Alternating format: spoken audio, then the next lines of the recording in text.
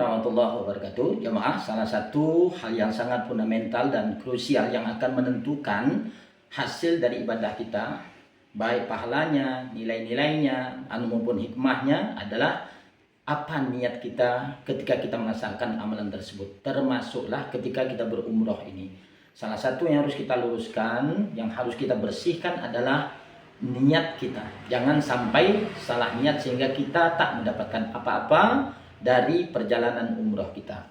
Nah, ini akan kami jelaskan apa sih niat umroh itu, ya. Kenapa penting niat umroh ini? Karena kata Rasulullah SAW, innamal a'malu binniyah.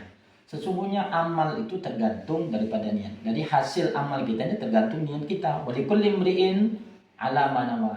Dan setiap orang itu akan mendapatkan sesuai dengan apa yang dia niatkan. Kalau dia niatnya ibadah, insya Allah nilai ibadah yang didapatkan. Tapi kalau dia niatkan yang lain, maka dia juga tak mendapatkan ya ibadah kepada Allah Subhanahu wa taala. Nah, lalu apa niat kita dalam berhaji maupun berumroh ini? Ini Allah tekankan dalam surah Al-Baqarah 196, wa atimul hajja wal umrata lillah. Dan sempurnakanlah haji dan umroh itu semata-mata karena Allah. Jadi kita melaksanakan haji maupun umroh, niatkan semata-mata untuk ibadah kepada Allah. Ya, karena itu ketika kita di sana, ya kemarin kita sampaikan, kita isi betul-betul waktu kita ya dengan ibadah kepada Allah Subhanahu wa taala.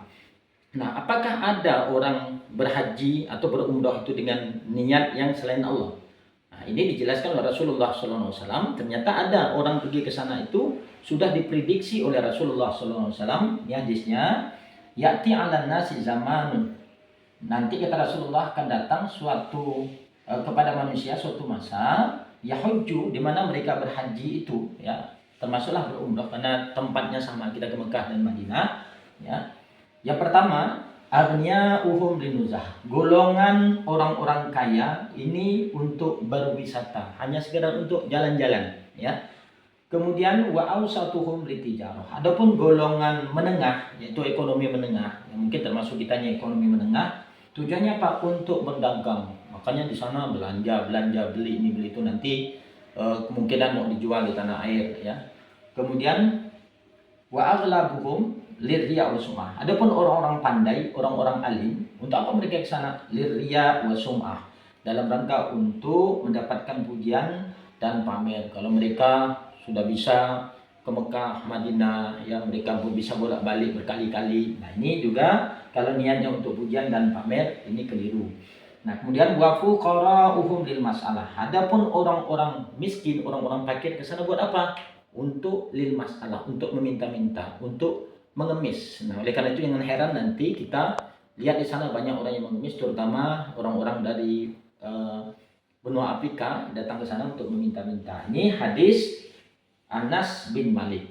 Nah, para jamaah ya, secara mayoritas orang Indonesia itu pergi haji dan khususnya lagi umroh itu yang ada dalam benak mereka ya hanya sekedar untuk berziarah. Makanya jangan heran ya, kita bisa tanya orang-orang yang pernah berangkat, ketika mereka sampai ke sana karena memang tujuannya hanya ziarah, berkunjung ya ke Mekah atau ke Ka'bah. Makanya ketika sudah masuk ke Ka'bah, udah lihat berhadapan dengan Ka'bah langsung, dia menangis dengan jurayan air mata.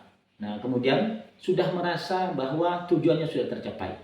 Nah, jangan heran setelah itu mereka jarang lagi masuk ke dalam, mereka lebih banyak jalan-jalan, lebih banyak belanja-belanja. Nah, sementara kita sudah kami sampaikan kemarin, tujuan kita adalah untuk ibadah. Kalaupun kita belanja, kita jalan-jalan itu hanya sekedarnya saja atau hanya bukan tujuan utama.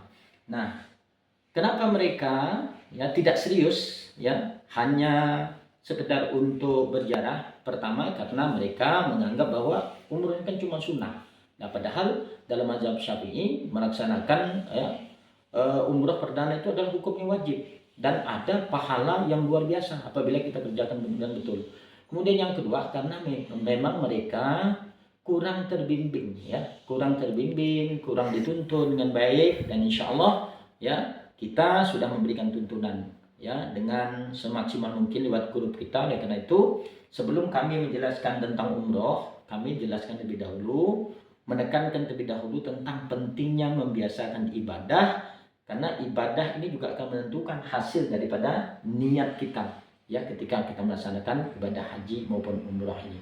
Mudah-mudahan para jamaah bisa meluruskan niat ya, bisa mensucikan niatnya, dan juga bisa mengisi waktunya, memanfaat waktunya betul-betul ibadah karena Allah Subhanahu wa taala. Demikian, terima kasih. Assalamualaikum warahmatullahi wabarakatuh.